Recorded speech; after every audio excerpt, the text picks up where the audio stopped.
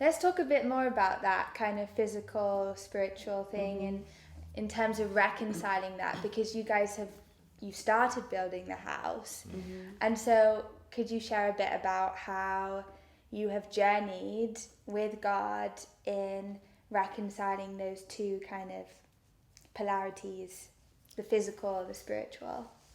Yeah. Well, we were, it's kind of like, I guess part of our journey has been, is there a distinction between the physical and the spiritual? Is there meant to be? Because it's like, it's very easy within Christian culture to think that there is, but I'm not sure that God ever saw it that way. But we do. So we were just That's really interesting. brainstorming and thinking about this, and so when God created the earth, there was definitely a physical dimension because the earth came, but a spiritual dimension as the Spirit of God hovered over the earth. When anybody prays for healing, for example, the spiritual and the physical interact. So we are walking that journey with this land and with the building that we're doing. We're doing it prayerfully, carefully. We're doing it, Lord, what do you want to do here? We are walking a spiritual journey, but that has a physical impact because we're changing things. We're planting. We're seeing the land, produce. Well, grass. It's not great grass at the moment because I have to cut it and sort it out. But we are seeing the land change. So it is a walk, and there's a distinction, but I think you can't. It's not so separate. It's kind of a walk, and the two walk hand in hand. And we're spiritual beings. So we bring. Because we're children of God, we bring that spirituality to every part of our physical life. To be honest, it's been a bit of a struggle for me sometimes because it's like so much of what... So we got possession of the farm in March 2017, so what's that? It's nearly 3 and a bit years ago, isn't it? And... we take the weight and responsibility of the stewardship and the responsibility and gift that it is really seriously. But it feels like so much of what we've been doing so far is all around building a house, which feels like really, shallow, unimportant. And the thing was, we never planned, although we said we always dreamed of building a house, when we bought this, we didn't plan to build a house. We planned to renovate the existing property. But within probably a week, we realised of owning it, because when the people that had lived there took everything out that was propping up the walls, it was kind of like, this isn't going to work. There's no point in renovating this. This is we did have a go. We did have a go. Tim had, he had a valiant effort of kind of chipping it back and seeing, can we do this? But it was leaking. Sides, it was coming in the sides, coming in the roof, rising down. There were no foundations. So we made the decision. We made the decision to build a house, which honestly has I guess taken up a lot of energy and time and money. But I think, and at times I've struggled with that because it feels like, we're focusing on the physical rather than the spiritual. So it's back to that kind of, is it dichotomous thinking, kind of one or the other. And I think over and over again, it's like the Lord's had to remind me that actually what we're doing there in building the house is really important. It's making a really powerful statement about who he is and what he's like. So people in the valley can see what's going on, because if you go down into the town, you can see that what was there is God and that there's something different there now. And so it's like God's told us again and again that it matters what we're building, that it's not just about chucking something up that's cheap and cheerful. Not that cheap and cheerful is necessarily wrong, but in this context, that's not okay. Yeah. That it actually, this needs to be something that truly represents who he is and what he's like. Yeah. So, and that's been a real stretch for us, because on a number of levels, not least financially, because we're probably, it's a real faith step for us, what we're doing.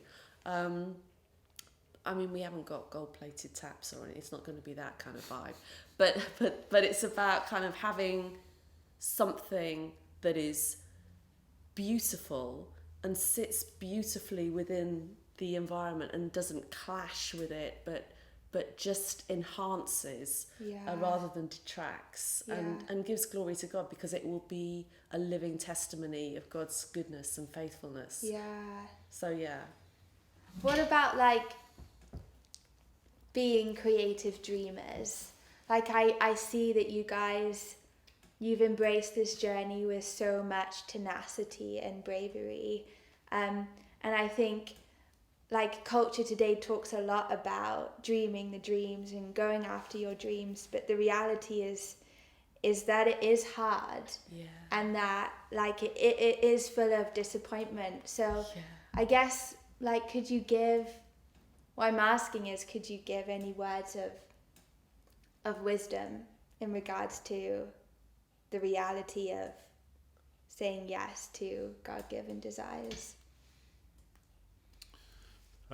Yes. I think we said yes, like, before we knew what we were getting into. I think before that's what happened. Before we were even married, we said yes to God. Yeah. Did we know it would take us here? No, we didn't. We didn't know that. But, like, where we've ended up is not where we expected. To be honest, we thought our lives would look really different, didn't we? Before we met and since we've met. But I think it's that saying yes to whatever God's calling you to, and choosing to be obedient and run with it, even when it doesn't make sense. And you might feel like no one understands or no one sees, but you're choosing to say yes. I think as well, in terms of dreaming, it's helpful that it's a kingdom idea. It's helpful that it's something that it is touching God's heart, but it has to touch your heart as well. So you have to have that kind of dream to begin with. Yeah. And it has to be, well, for us anyway, it has to be a bit risky.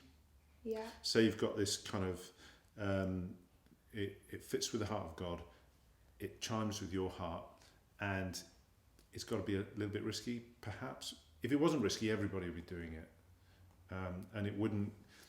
And it wouldn't be God. Because actually, God's... A God dream isn't going to be small, is it? Like, I think that's the thing. We kind of think, I've got a God dream, I want to... I can't think of an example now. But it's like very achievable and possible. But the point is, a God dream actually, by definition, has to feel pretty impossible and very risky. I heard it was a Bill Johnson message a while ago, and he said he prays three things. He prays for things that he knows will happen anyway, but he wants to involve God. He prays for things that might happen, might not, and then he prays for a whole lot of impossible things. And it's like the whole gamut. So our dreams, it's not just the big dreams, but you have to have an element of impossible in the dream, because God is a God of the possible and the impossible. Do you know what? When you have a God dream, what looks like complete madness suddenly becomes plausible. And you think, that's just the way he works. So in terms of us, right, we were townies in Cardiff for 30 years.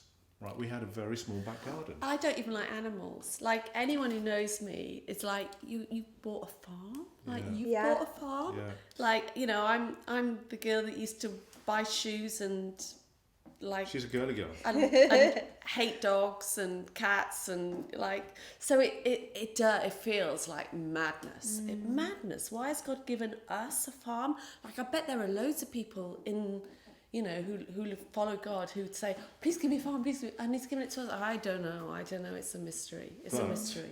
But the impossible with God seems very plausible, and it is, because he just breathes life into it. And you know, we've ended up with this. It's been an incredible, almost impossible journey. He's breathed his life into it, and it does seem plausible. Yeah. And we'll see the end of, we won't see the end of it, but we'll see it on the journey. And you know, we'll leave it to another generation to finish the next step, and you know, the next generation after that will take another step. So it's, you know, we are building not just our dream. We feel like it's on a journey. It's on that dream journey. I want to say something too about, like, I think there's such a lot of emphasis, and it's right, that like when you're young, you know, follow your dream. But actually sometimes, like, I think we were trying to follow our dreams in various shapes and forms when we were younger, you know, but nothing ever quite happened, or it didn't quite take shape the way that we thought it would. And you know, we're kind of at a point in our life, I mean, we're not young, but it's like we're not, but we're just stepping into kind of our destiny. And most people say, like, oh, you should step into your destiny when you're in 20. And I'm not saying that isn't the way for some people, but I think what I've understood more and more is that it's a kind of God builds on. So if he's taken us to this when we were in our 20s, I don't know, I wouldn't have looked anything like this. No, and we'd have thought, aren't we doing great? We'd have thought, pat ourselves on the back, Lord, you must trust us with a lot. But now we're in our 50s doing this, we think, I don't know how we've got here. We can't, I don't know how we're going to do this. God, please help us. So I think, like, I guess our life is, there's so much potential throughout our lives. Absolutely. But sometimes there's an emphasis that you have to find the dream, or you have to do the thing now. But actually, I think it's just keeping going, and you get to where God wants you to get to, I guess. Yeah.